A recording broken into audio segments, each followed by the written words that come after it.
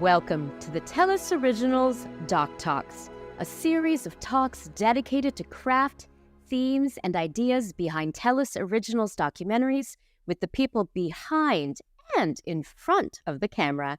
I am your host, Sabrina Rani Furminger, and for this episode, we'll be talking to Chester Sitt about Clash on Keefer. Clash on Keefer chronicles the events surrounding the protests generated by the proposed redevelopment of an empty lot at 105 Keefer Street, located at the heart of Vancouver's Chinatown. Clash on Keefer was directed by Chester Sitt. Chester started his filmmaking career with one of the largest production companies in Western Canada. Since then, Chester has produced projects ranging in scope from music videos for indie bands to television series for national broadcasters to the critically acclaimed indie feature Chained.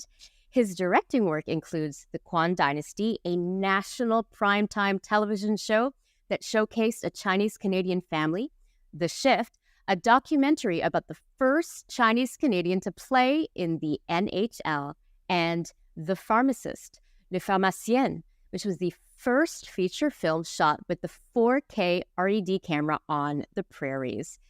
Today, we'll talk about the importance of Chinatowns and the multitude of issues surrounding redevelopment with Clash on Keefer director Chester Sitt. Chester, welcome to TELUS Originals DocTalks. Thanks, Sabrina. Nice to meet you. I'm so glad to be here. Thanks for having me. So happy to be here with you today, Chester. Begin by going back in time a little bit. What is your earliest memory of Chinatown? Oh, my earliest memory of Chinatown. Well, that's an interesting question because I'm not originally from Vancouver. I'm originally from Edmonton, Alberta, and so my recollections of Chinatown are of a very small Chinatown. Edmonton's Chinatown was very small and kind of spread out in a way too, because we would go to Chinatown, but there was a store my parents would always take me to that was farther away from Chinatown, but it was like this little Chinese store they loved. And I remember always going there as a little kid, and the store owner would give me free candy, and so that was my introduction to my community in Alberta, which back then, the 80s was very small.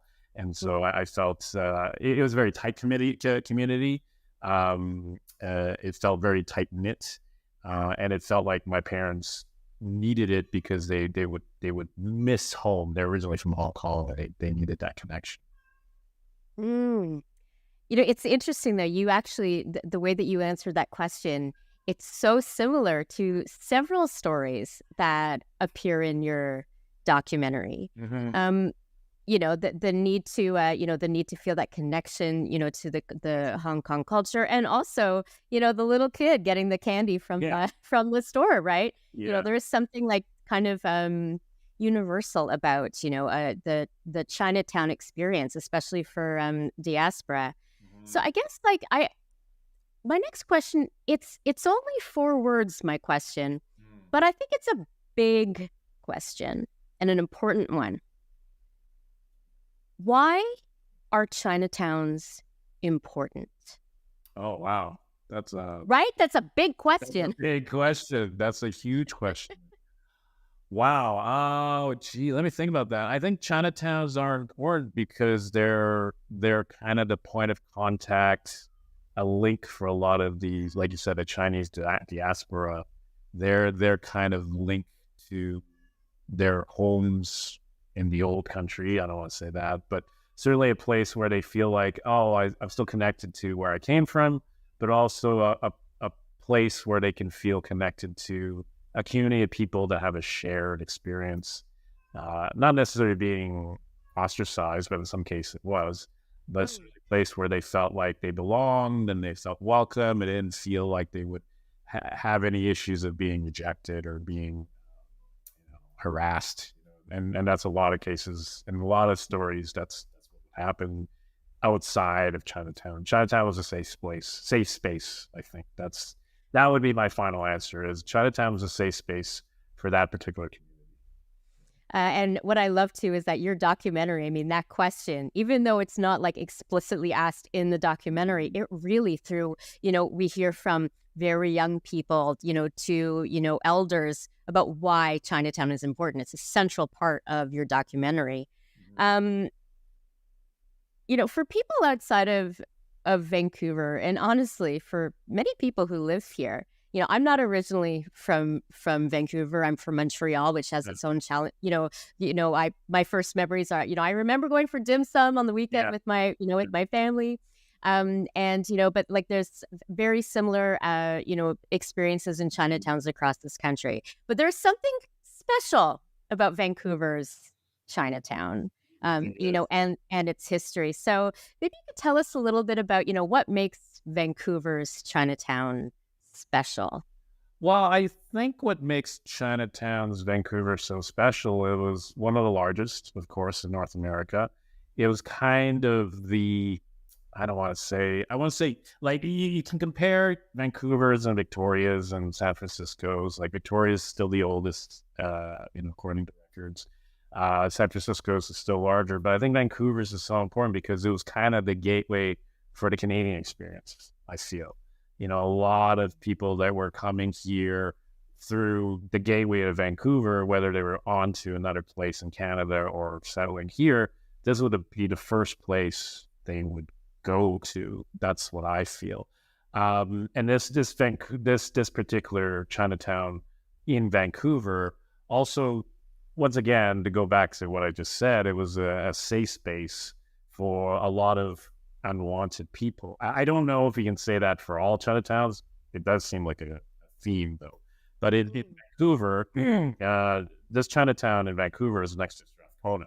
And a lot of the families and a lot of the immigrants that weren't, wanted back in the start of Canada, back in the early part of this last century, this was the place where people could move to, and you're allowed to move to. So we're not just talking about Chinese immigrants, but in Strathcona, you have a lot of Italian immigrants, you have a lot of Eastern European immigrants. So Chinatown's story is not just about Chinese immigrants, it's about the immigrants that at one point, Canadian society, or what you want to call mainstream, whatever that meant back then, rejected a lot of people and said, no, you can't live with the rich people. You can't live in the cool neighborhood. You got to live there. So in a way, it's like you live on the other side of the tracks, so to speak. So Chinatown was that, but it was a safe space for all these other immigrants. Like there's stories when I talk to other people, like Italian families that would come into Chinatown because a certain grocery store sold what they liked.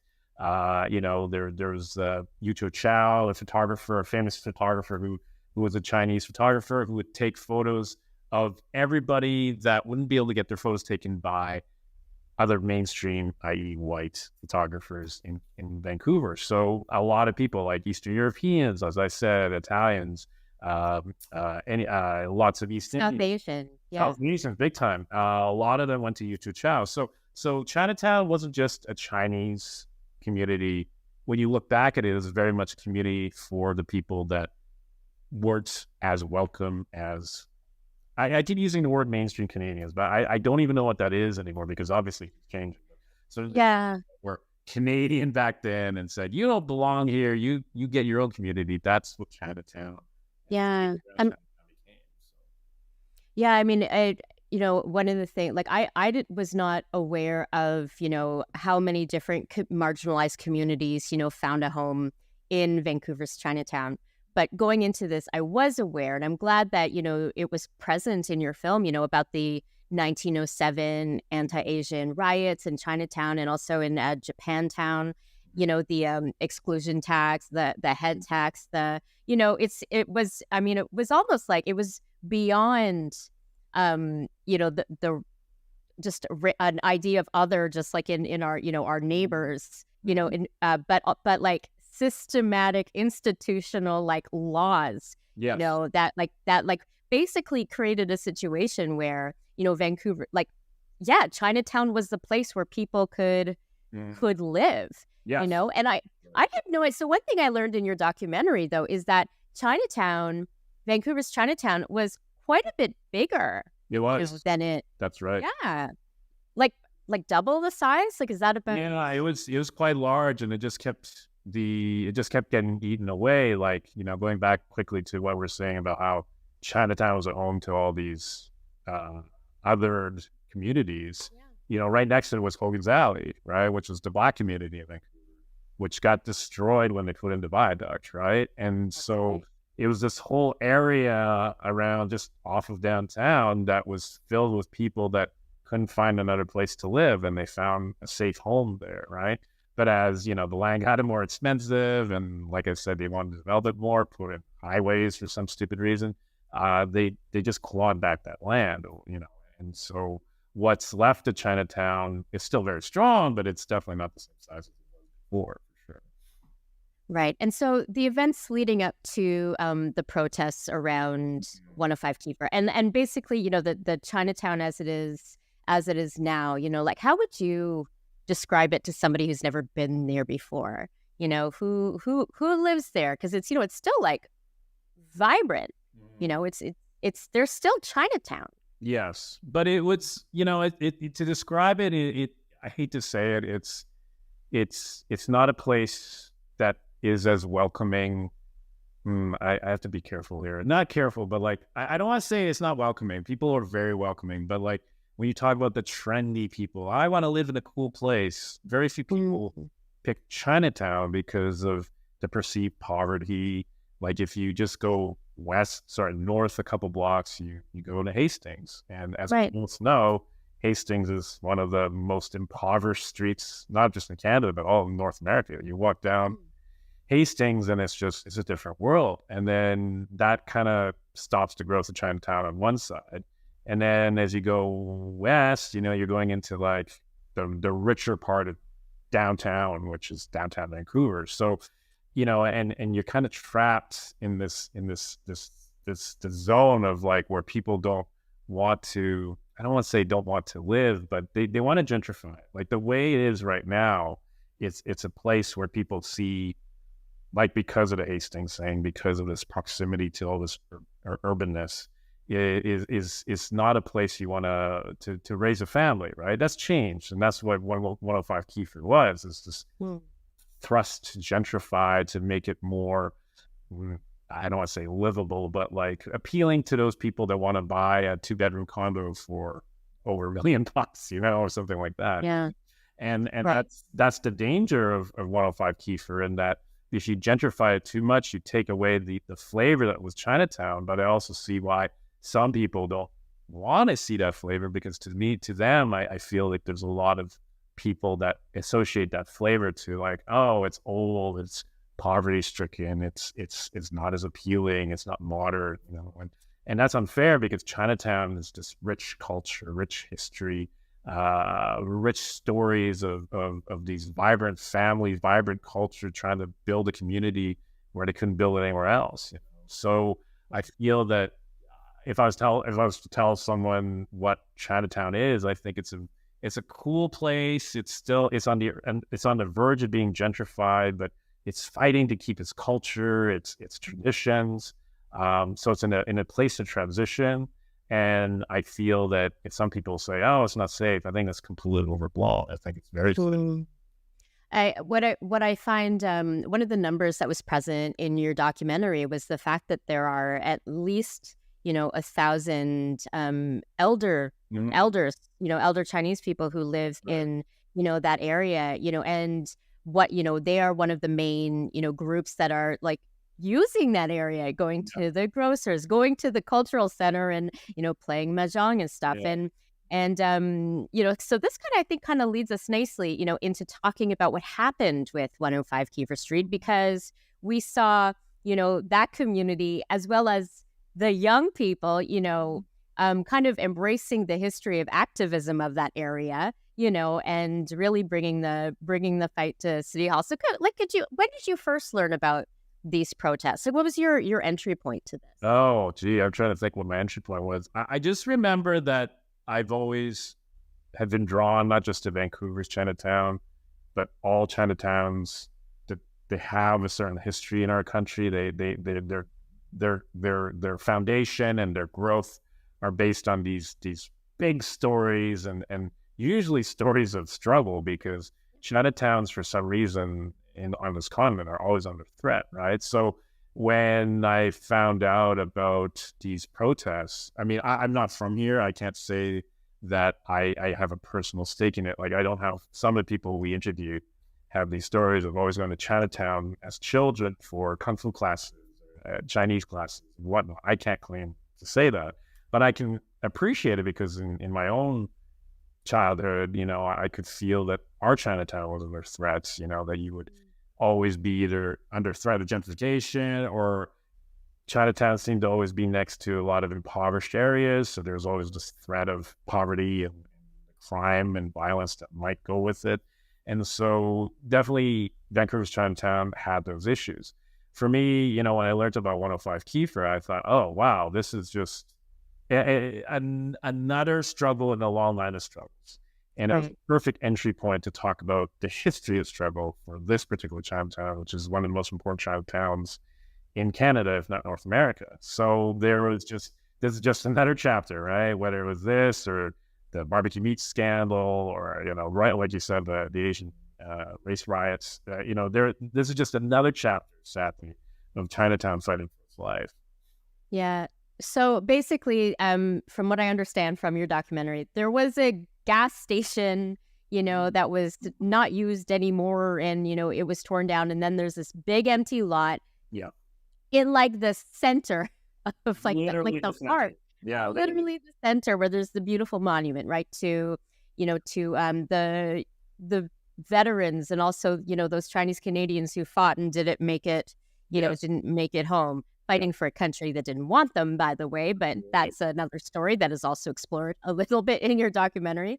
You know, so then there was a proposal made for, you know, this kind of tall, really tall condominium. And so then what happens? Like, there's it's so funny. Activity. Yeah. It's funny, like you said, it was a tall condominium, and so in talking to a lot of interviewees, like the developer, and I don't want to get names, obviously, but the developer came in and talked to residents and talked to the community and said, like, oh, we want to make sure it's culturally relevant. And they talked about things where it's like, oh, the exterior should have this red trim with the designs, and it's like, you're missing the whole point, because there was no consultation of how important that particular site was. Like you said, it was a gas station, right?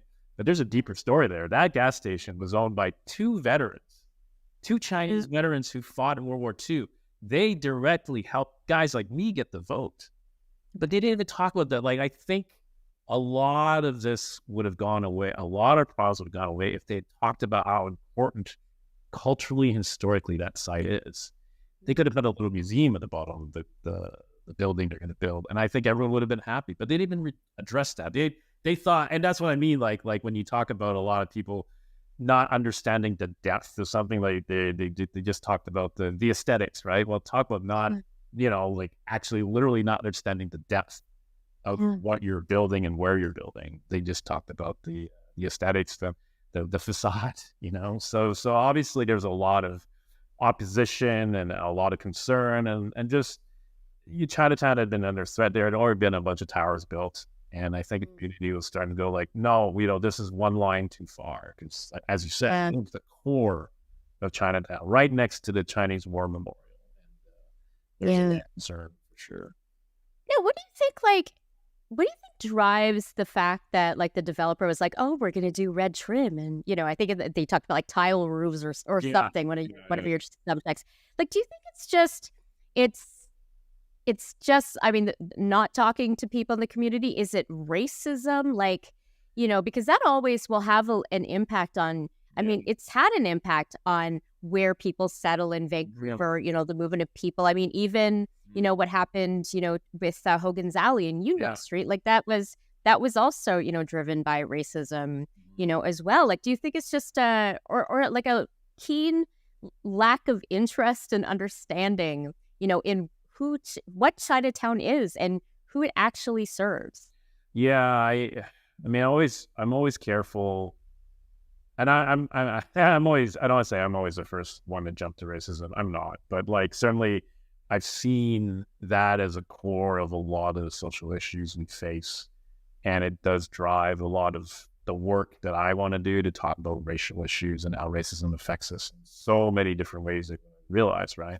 But that being said, like I don't want to say the developer was racist. I don't know, but I think there was certainly a level of ignorance slash and is that weird? I don't know if I'll say entitlement, but certainly this idea that, oh, you know, we know what we're doing and we're gonna come in and just make this beautiful building and you'll see it'll be great for you. And it's weird to me that if you're a big corporation, if you're trying to do something in a very culturally sensitive place, you wouldn't at least get people to tell you, well, there's these things, there's these issues. But I don't know if it was just because when so much money is involved and so many parties are involved, like that it got lost in the shuffle, were they more concerned about getting the project done and these little details just fell through the cracks? I don't know. I don't big situations, big corporations, big groups, you know, it's always, it's like herding cats, you know, you never can say that it was a purposeful act of negligence or racism, but certainly it didn't help the perception of what they were trying to do, you know? So active racism, I don't know. I don't think so. I don't want to say that. Same time. Yeah, I mean, there's all kinds of different. I mean, even just not having an interest in even finding out, or you know, like that's it's not as like insidious, but it still does harm. Yeah. So, perfect word, insidious, right? Like it's there. It's almost like is it an active dismissal? Like, are they aware they're dismissing it? I don't know, but certainly maybe on a subconscious level, it's like, Chinatown, we're doing good for you. Maybe there's that. I don't want to say it's racist. I also don't want to say that they went in there with like, you know, velvet gloves and tried to do something right. I don't know if any corporation would do that, to be honest with you. So because that's not really what corporations do. No. Or most of them, at least, is presented in all the feature films that I have ever watched. You know, what I thought was so, you know, for want of a better word, cool, but like, you know, and like in this film to see the different ways that the activists, which did range from, the elderly to these like young people who have varying levels of, connection to the area, you know, that maybe seeking inspiration from the really cool, again, want of a better word, inventive, let's go with that one, protests of, the previous decades, like that they found like, really like creative ways to, to protest and to make their voices heard. And I'm talking specifically about, the gathering, to make the space filled with people playing mahjong, which I thought was just so, can you like talk a little bit about like, you're about, the kind of because you spoke to a lot of those activists, what were they trying to do, with that kind of protest, Well, I think it goes back to your original question about how would I describe Chinatown to other people. And one thing we keep hearing, or at least what I keep hearing from people who want to visit places in Vancouver, like they think Chinatown is dead, right? They think Chinatown isn't cool.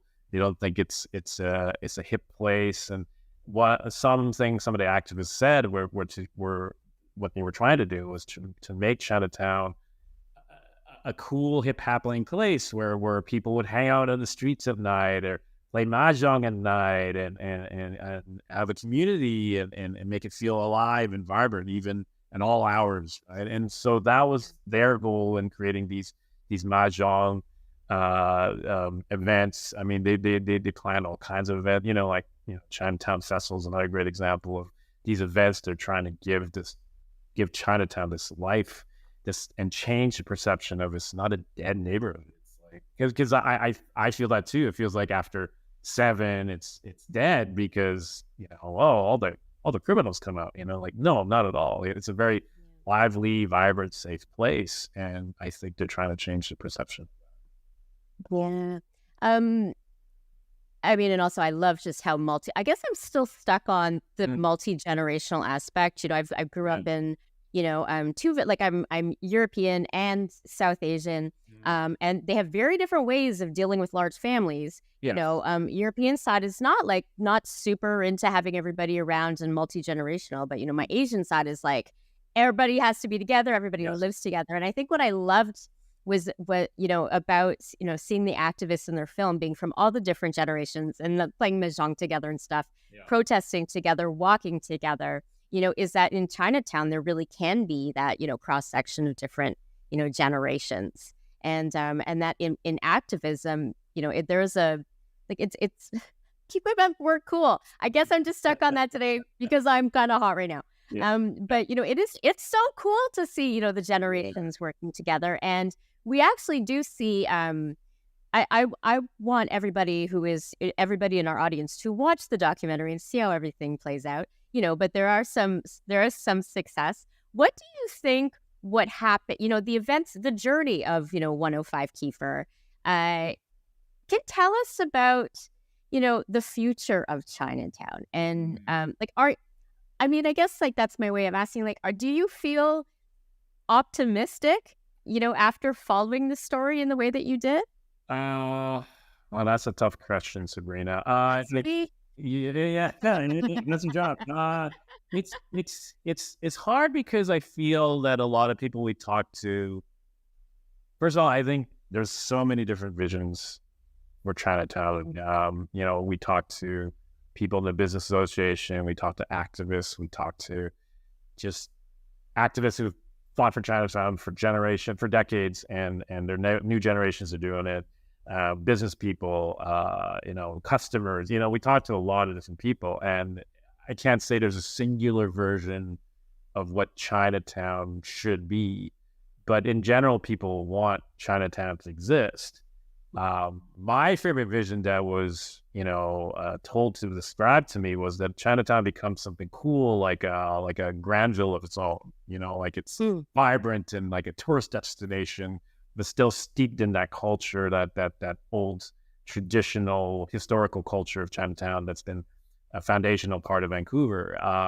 That would be cool. I just don't know how you do it because the other pressures are coming in where I'm sure that the 105 Keefer fight kind of went the other way, and they are now building a skyscraper there, not skyscraper, but like a tall condo building there. So in a way that fight has not gone the way a lot of these activists hoped.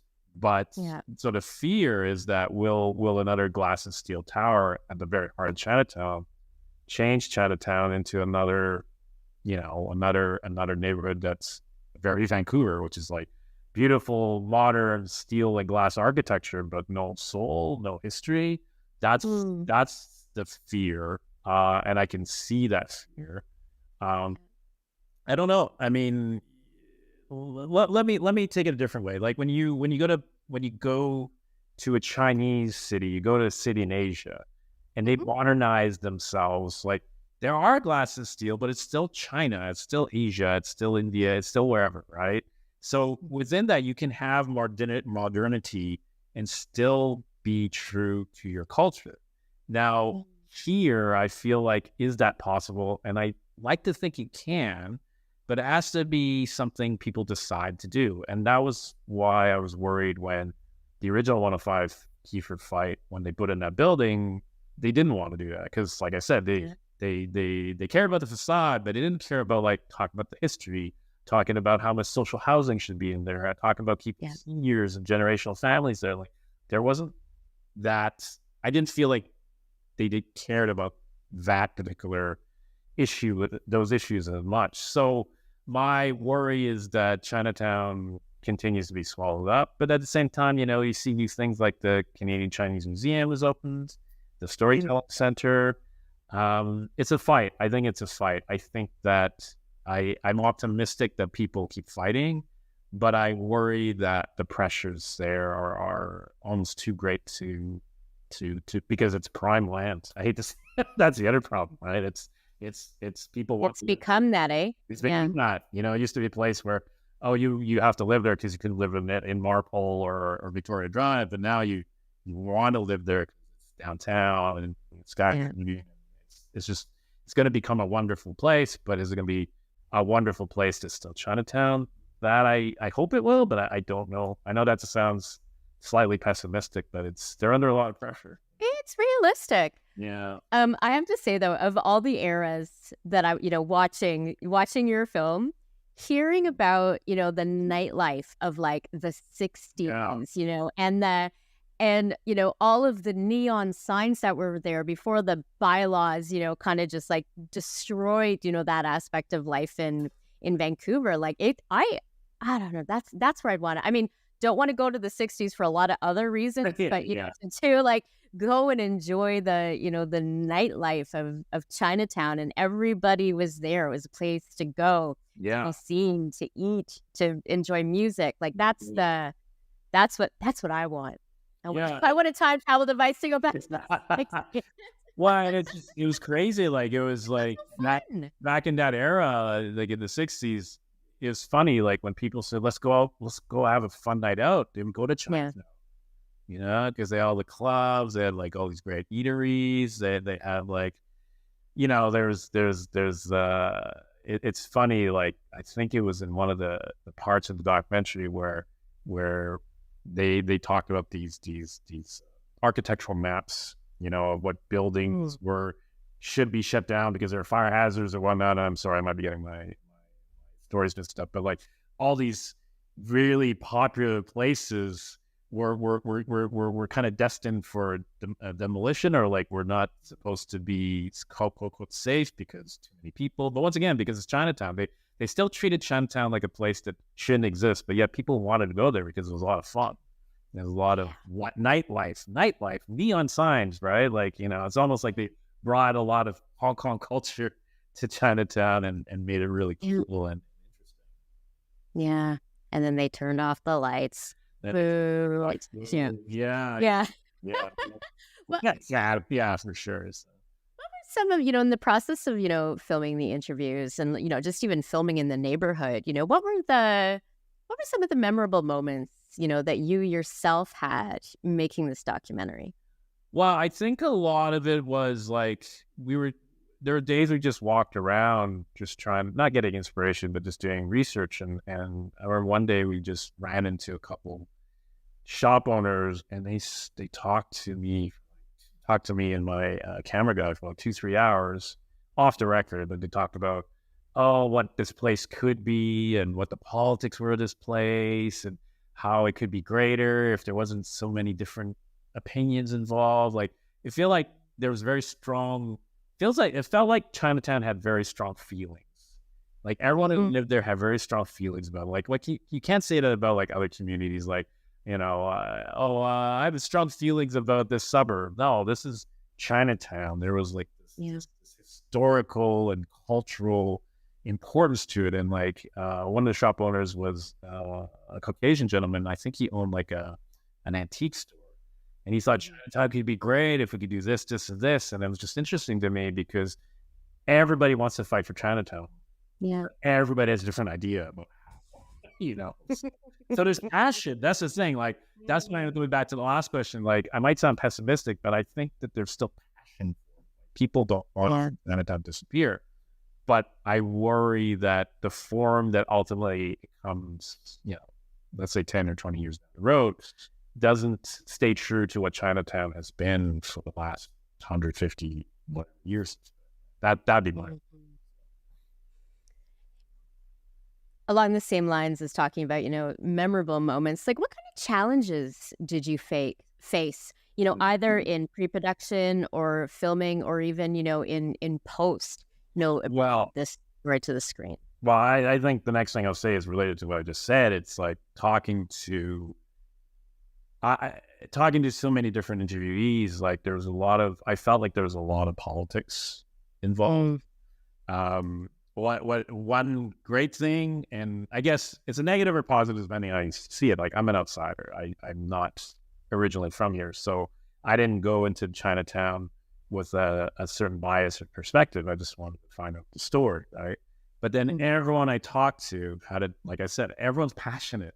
But because of that, everyone has these fighting ideas. Like one person said it should be 100% social housing everywhere. It's like, well, how do you do that? And then another person said, like, we need to, we got to change this place so it becomes a center where commerce can happen and people can make some money, and like, yeah, there's that too, but you still have to take care of people, right? So there was a lot of, and a lot of people would be very careful about what they said in the documentary. I'm not going to say who, but there was a lot of people who's like, well, I don't want to say that.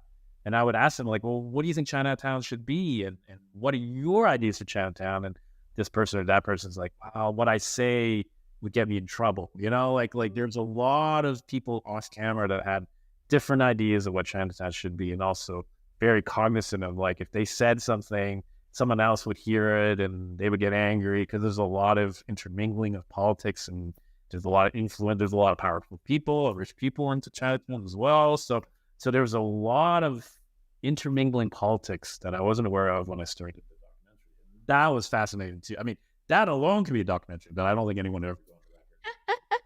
You know what? That, like, weirdly gives me some hope, though, because, that passion, and the fact that there are so many people who, are committed to making it work. Yes.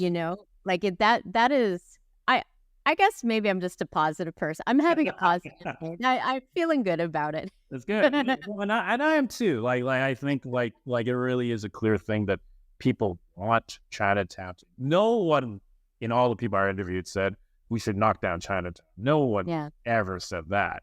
But they did say things like, well, Chinatown needs to change into something a little more modern, or Chinatown needs to get with the times, like, yes, but what is that? And I think that's the big question. And I hope that whoever makes those final decisions stays true to the history and the importance of it. Like I said, that empty lot, there was so much meaning there, and no one even talked about it. Especially to me, like, my parents didn't grow up here, but they moved here and were able to vote because of guys like the owners of that gas station that doesn't exist there anymore. Yeah, we lose so much, when we don't have easy access to the history, or if we're not able to pass, that information down. So, I tip my hat to you for putting that in there. If somebody, even if they are not Chinese Canadian, but they love going to Chinatown. Like my family, we go to Florida all the time for dim sum. It's playing good. You go early on a Sunday, and don't go late. Don't go late. You go early at like 9:00, and it's like half price or something. Like if there's one action that people, if they care about Chinatown, what is something an action that people can take, to help Chinatown? Go there. You just got to go there. You got to go there. Of course, spend some money, but just go there. Like, don't fear it. That's, I think when people fear it, when they buy into the idea that, oh, it's so close to Hastings, there's so many homeless people, oh, it's decaying. Well, when you buy into that, you help add to the narrative, and you don't give that community a chance to say, look, no, we're not. We're vibrant. We're alive. Come here. Be part of it. Let's go there. Be part of it. Like, I'm glad you go to Florida. I mean, I wish I should go there more myself. But there's so many things people can do just to be there and be part of the experience, the community, to give it that life that every community needs. Yeah. To justify its own existence, I suppose. Okay, so I've mentioned Florida. What is like one place? Okay, maybe I'll be more fair because there's asking you to choose one place for people to go. Where they can like go and where can they go and like get something like delicious to eat? If you had like an hour and a half, to go and eat something or a few things, in Chinatown, like what do you suggest? And I said an hour and a half, so you could go to a couple. So many choices. Well, I mean, you got to go to one of the institutions. You got to go to Newtown. Right? Yes. You got to go there for the buns and the fresh pastries, and just it's a classic Hong Kong style diner. So you get like fried noodles, and all for a great price. They shot movies there, so you should go there. If you're looking for late night dim sum, which I haven't been yet, I've been there for regular day dim sum, but like J Dynasty is evidently like all day dim sum. They're open late, so you could try that. I didn't know that. Yeah, all day dim sum. Yeah, J Dynasty. And so committed to like going before the rush and everything. Yeah. You should go after the rush. Yeah, exactly. Wow. Yeah, okay. Sure. But Newtown's so good though. That's like my relatives, when they like either are coming from Toronto or like there's some of us going to Toronto, like they ask us to like on the way to the airport, go and buy some buns. Yeah. Go to Newtown. Sure. Go to Newtown and then fly that over. Absolutely. What are some things that you learned about the history? Because like I was really impressed how much of the history you presented in your film. What were some of the things that you learned about the history of, Vancouver's Chinatown that really surprised you? Interesting. Well, I mean, I'm a history buff, so I have a natural inclination to do historical docs, and that's why there's so much history in it. Like, what was surprising to me? Let me think about that. Certainly that the whole gas station thing, when I found out about it, was a big thing. That it's not. I feel like it's not common knowledge. I feel like when we talk about Keefer in all the protests, no one has ever said, or at least I haven't seen it, where no one has said, like, do you know the significance of the gas station? And people are like, gas station, who cares? But the people who owned it basically helped people like me get the vote. That's a big deal. When I found that out, I was like, why can't we talk about that? That alone should be a reason to go, hey, make this site significant. It's important. Yeah. And it's funny, it's right next to the Chinese War Memorial. Why are we talking more about that? Right? Like literally a direct connection between, those two brothers and their gas station and the War Memorial. To people who are listening who might not be aware, I mean, and this happened to various communities, but it's, especially to the Chinese Canadian community, because there had been all these laws that were specific about, keeping, Chinese Canadians from the community from growing. There were like hundreds and hundreds of Chinese Canadians that fought in World War II, and even despite the fact that they were fighting, for this country, couldn't vote. Fighting for a country that often denied their humanity and couldn't vote. Wow. So they got the vote. You got the right to vote. I got in 1947. 47, correct. Yeah. And it was interesting. Not that long ago. Like that. Like my grandparents would have been around for that. You know what I mean? Like it's not ancient history, and that's the thing. Like we don't talk about how recent a lot of these things are, and we're treating them like, oh, don't worry, racism's over. And it's like, well, it's so new still. It's like I connect to family members that are still alive who have faced that, And well, I mean, and also racism is not over, because as I was watching your film, I was also thinking about, the hatred, the anti-Asian, racism, that grew, because of a lot of, conversation around COVID.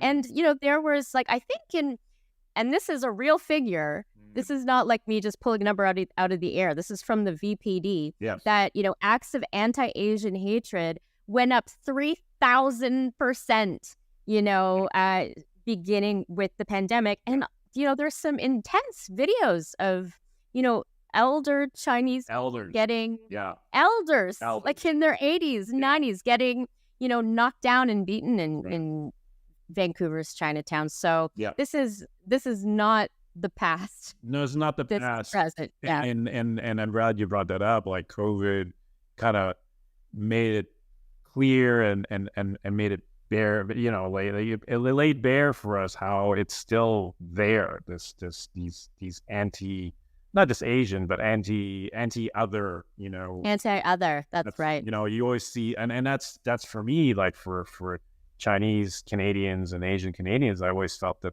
the othering, no matter what they do, no matter what the community tries to do, whether they give up their lives in the Second World War or build communities that have been here longer than most other communities, they're still othered. And it's just fascinating to me. And that informs a lot of the work I want to do and the work in Keefer is to show that they've always been here. They are as Canadian as anybody else, but they somehow always get othered, and like the first Chinese Canadians were here like in 1788, it's longer before even Canada existed. The first Chinese Canadian born on this soil was 1869, Alexander Cum Yao-wan, right? And so it just shows that you can't just say, oh, they're othered because they look different. Well, take that away. They're just as Canadian as anybody else.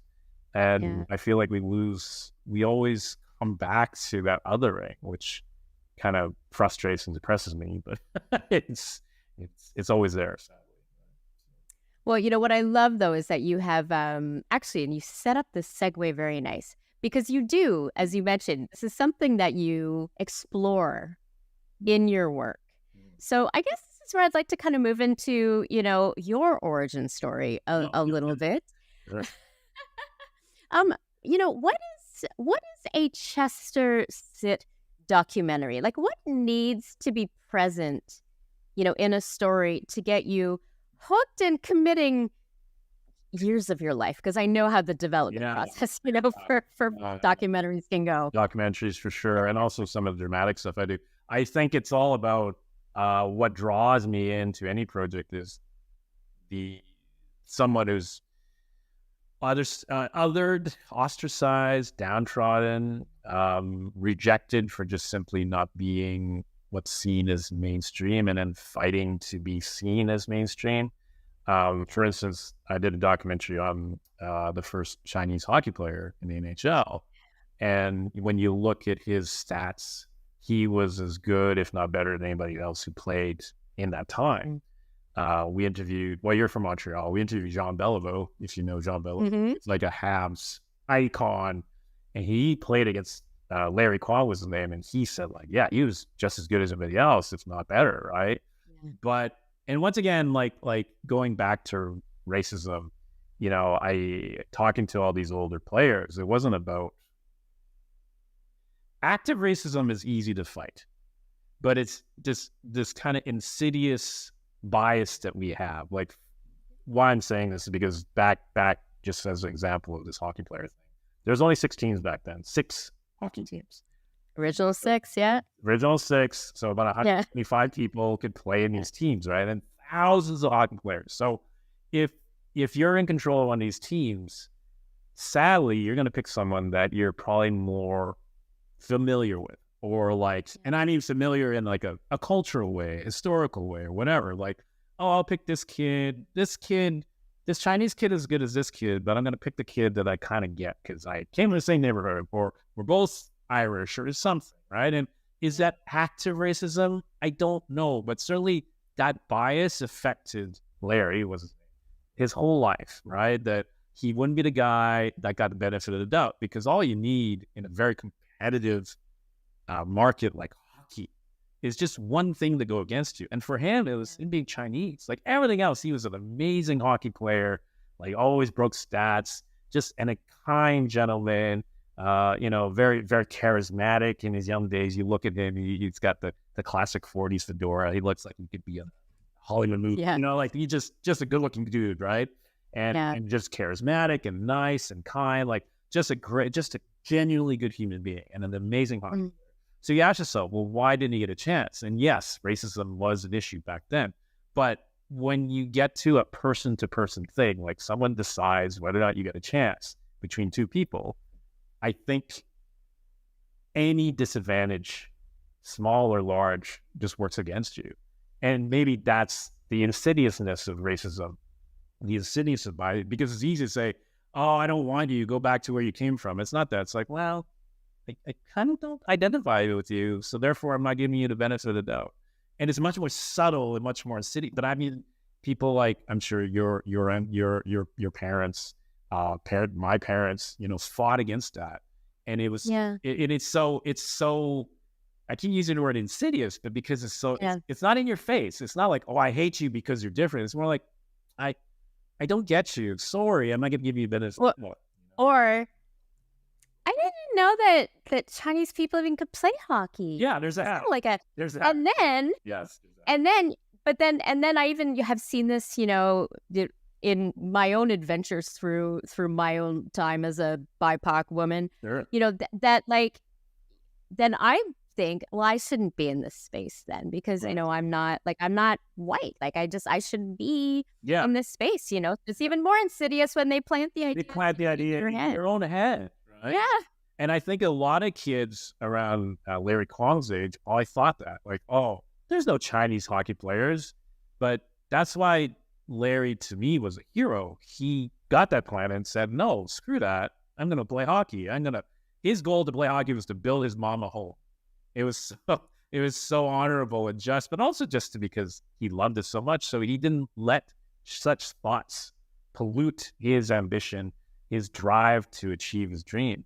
And that to me is just a compelling story. Like stories like that, I just love, right? That, other people are going to say terrible things about you, but also you will say terrible things about yourself. But you have to fight through that if you want something that badly.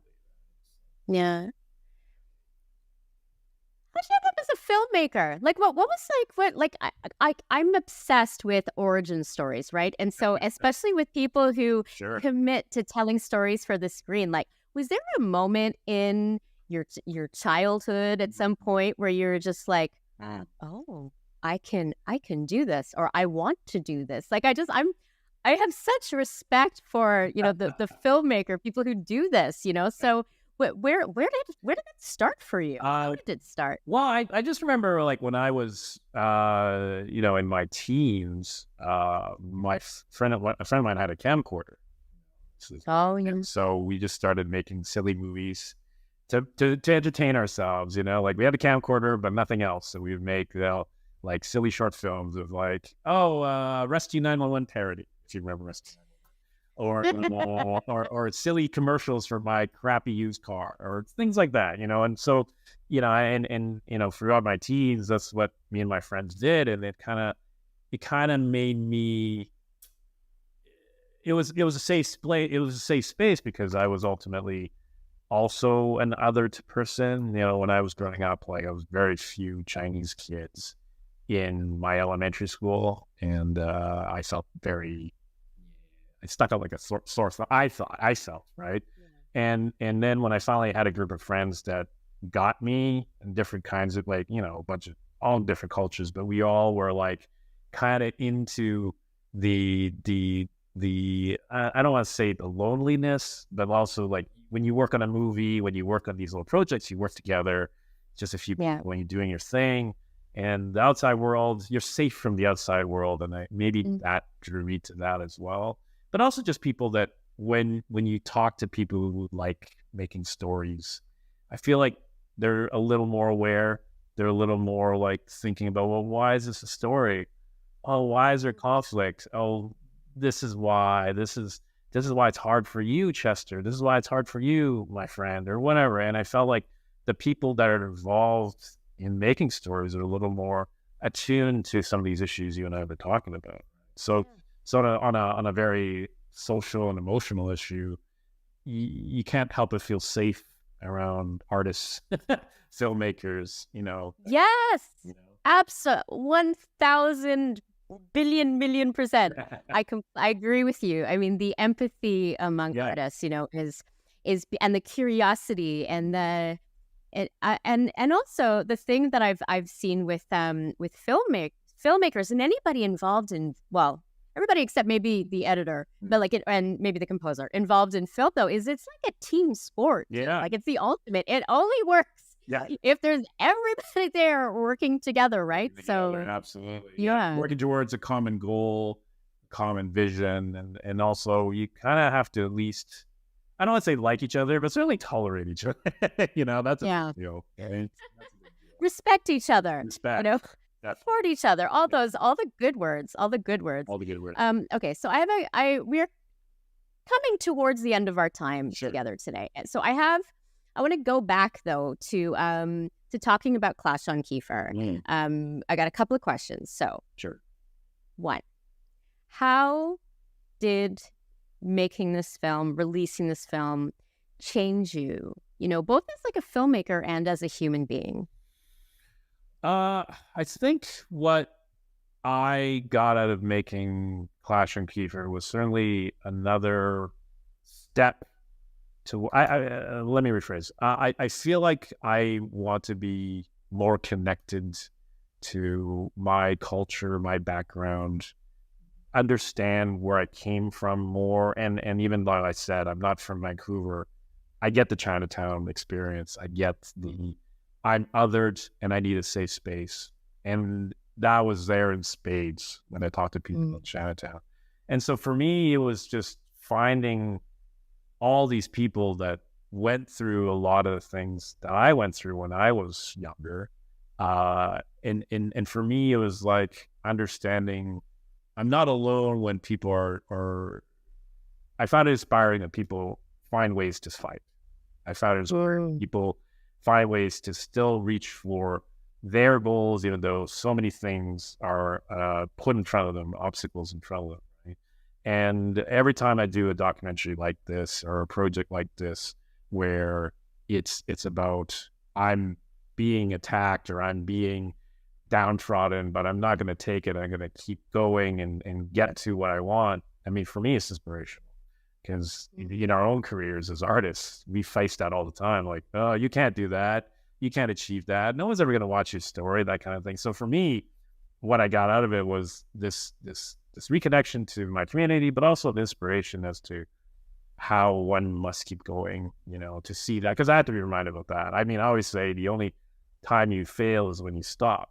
But sometimes it's hard when all you're doing is moving and you'll feel like you're getting ahead, and seeing a lot of these activists and protesters, community people consistently trying to move forward was inspirational, and that was a nice moment for me and a reminder for me that sometimes you just got to keep going.